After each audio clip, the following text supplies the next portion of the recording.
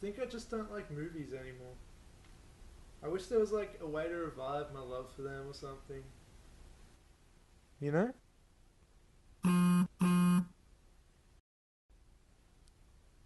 Upgrade.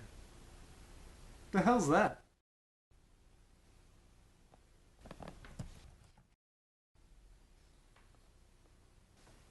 Yeah, Upgrade looks awesome. I'm gonna go see it.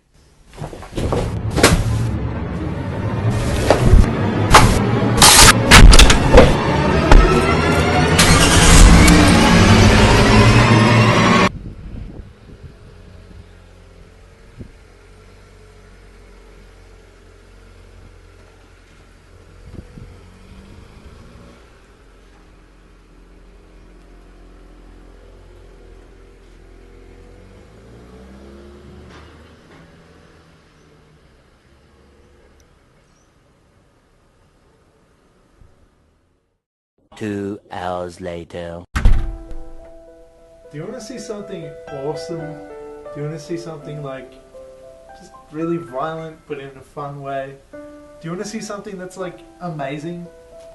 See Upgrade. Seriously, it will revive your love for cinema.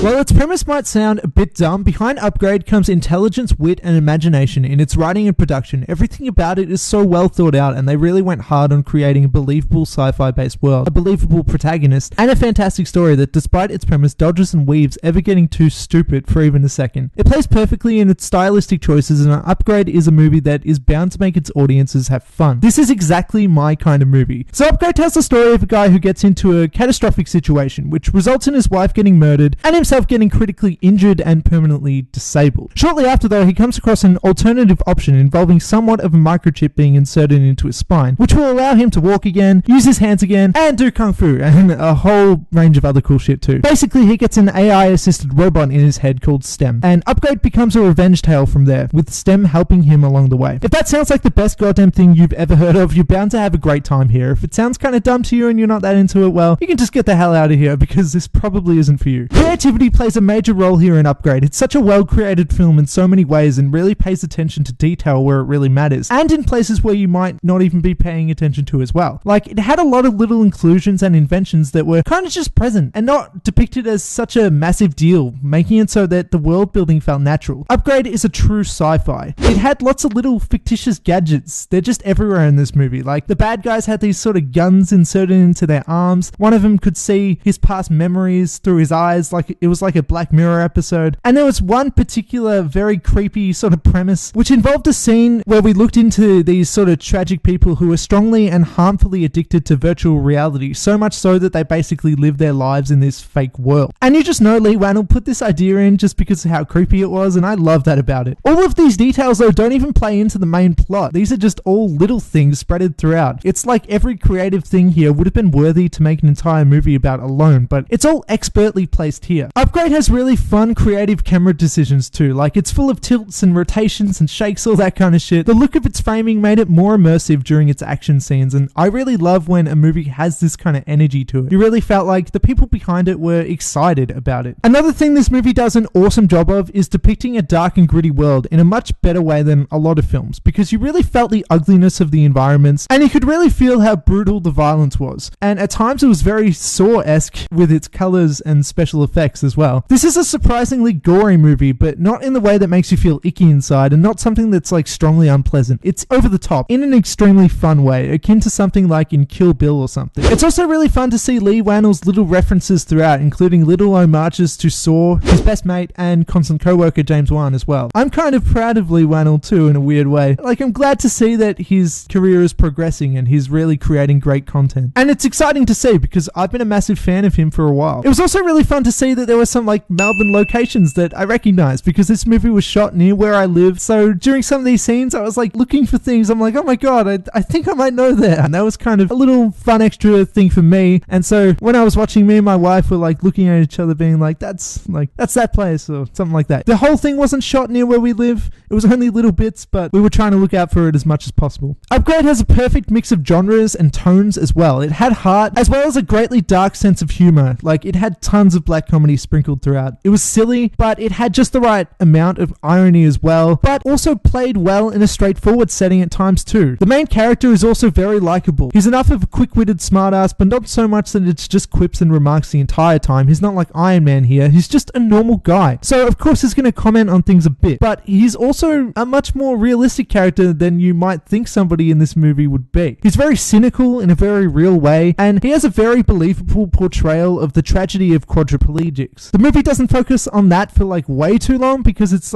mainly a fun movie, but it's very sad at some particular points. Anyway, Upgrade is such a great time. It knows when to pull you in, it knows when to make you laugh, it knows when to play it straight and sell us an emotion. It's very compelling, it's very silly, it's very, very violent and creative, and it's just very original in terms of its visuals and its premise in general. Upgrade is easily one of my favorite movies of the year so far, and I have to say it'd definitely be a tough one to knock off of my list.